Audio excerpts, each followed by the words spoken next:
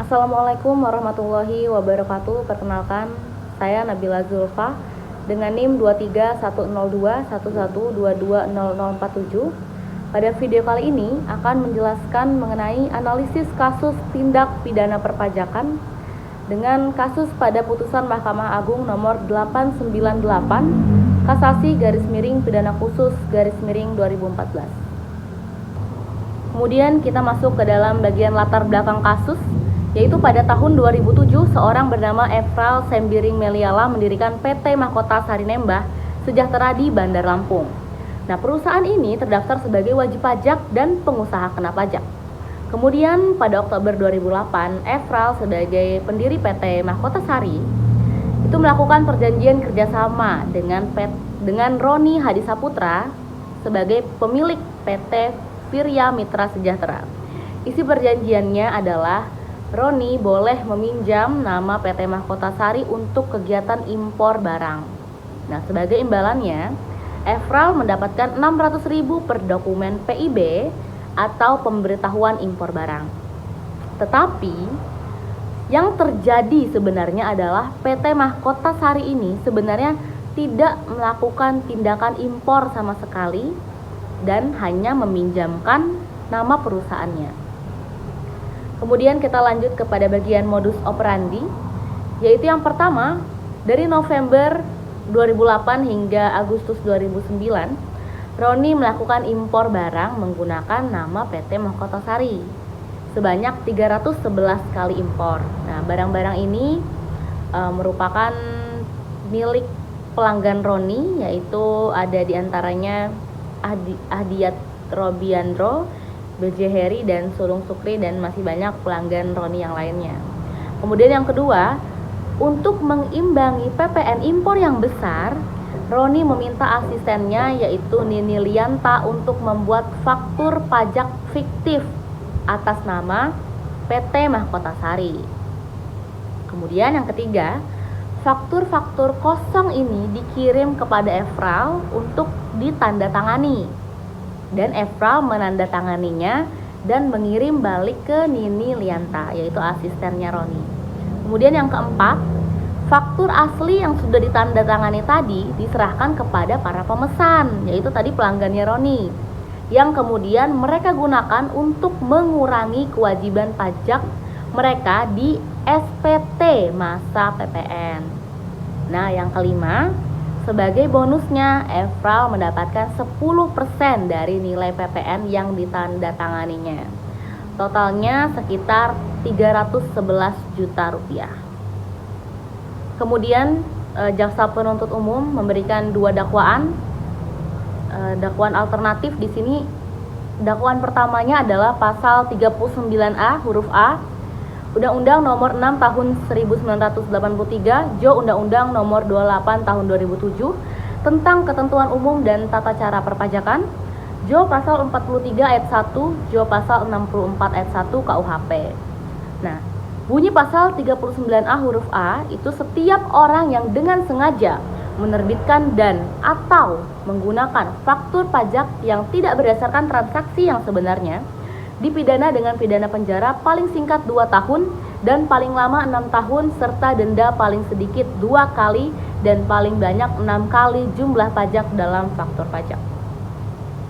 Kemudian di dalam pasal 39A ini memiliki beberapa unsur yang harus dipenuhi, tetapi Efral sebagai terdakwa di sini terdapat beberapa unsur yang tidak terpenuhi, seperti menggunakan faktur pajak yang tidak berasal dari transaksi yang sebenarnya.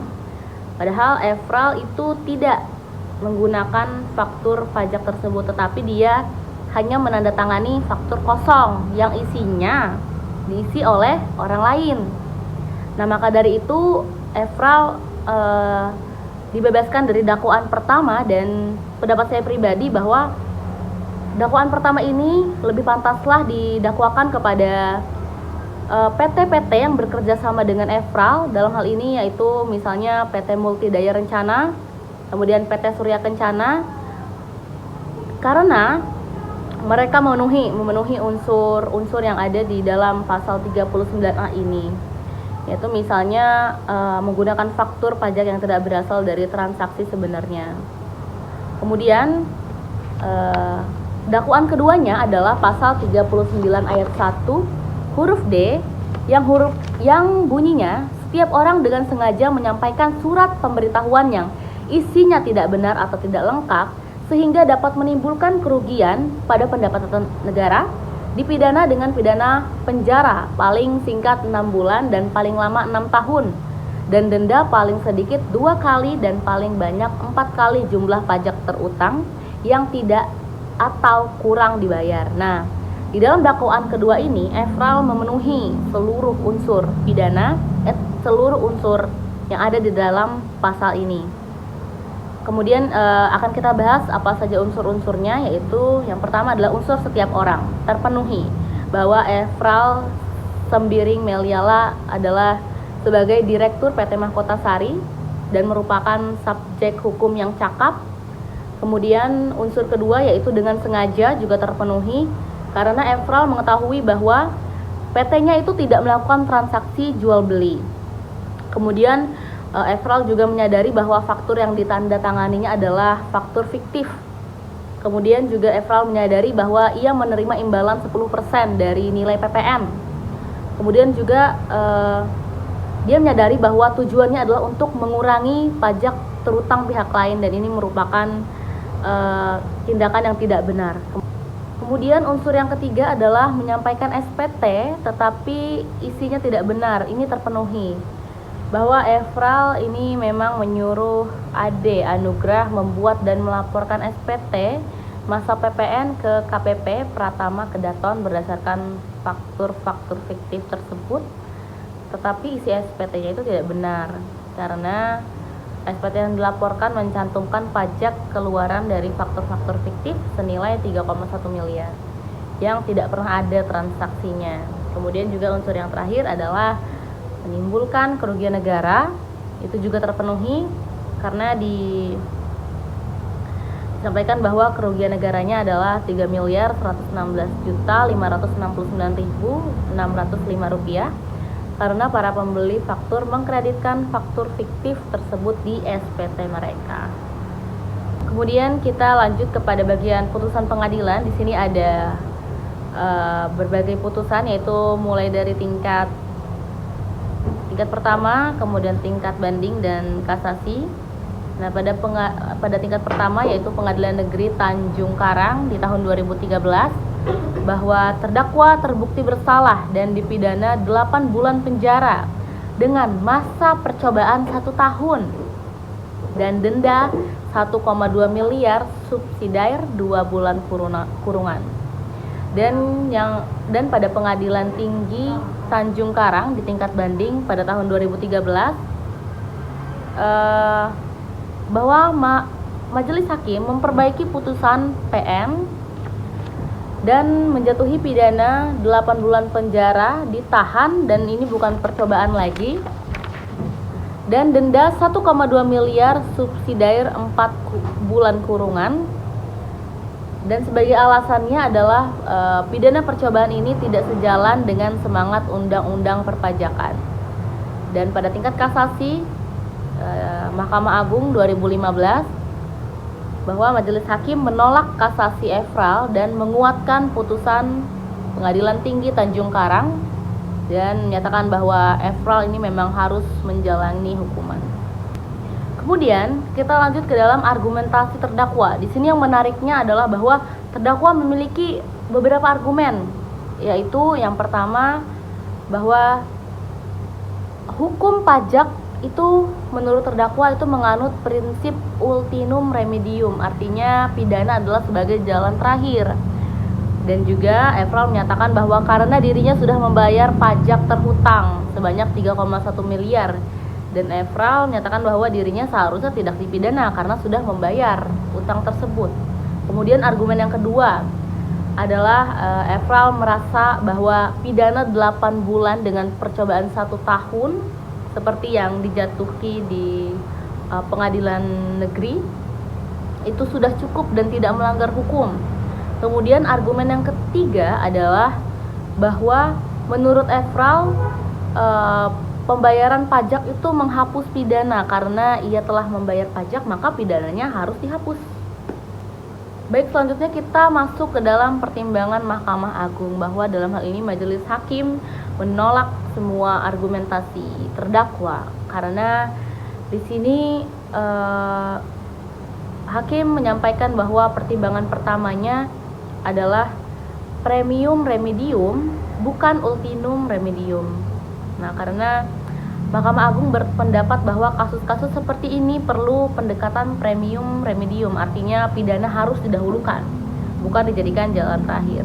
Nah, kenapa? Karena adanya kecenderungan peningkatan wajib pajak yang curang dengan berbagai modus sanksi administratif saja tidak cukup untuk memberikan efek jera.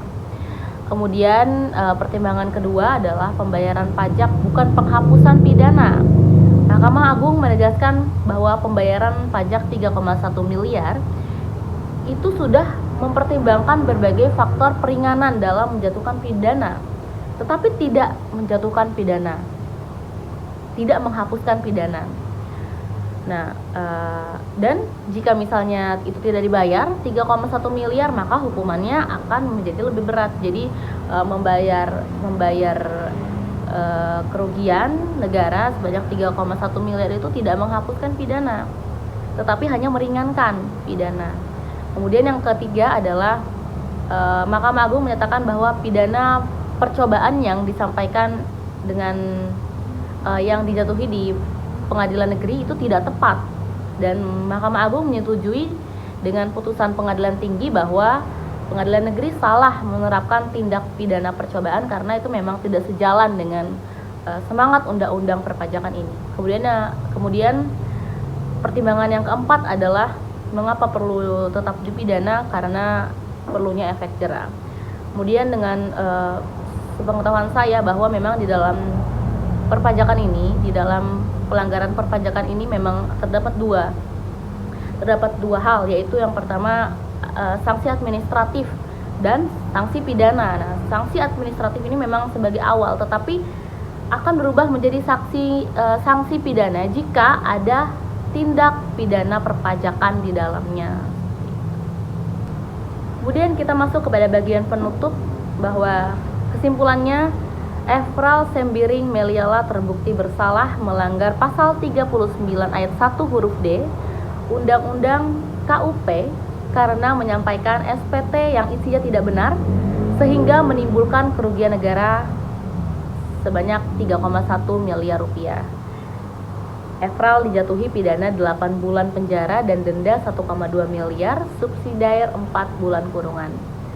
Mahkamah Agung menolak kasasi Efral dan menguatkan prinsip bahwa untuk kejahatan perpajakan perlu pendekatan premium remedium untuk memberikan efek jera. Demikian penjelasan dari saya. Terima kasih. Wassalamualaikum warahmatullahi wabarakatuh.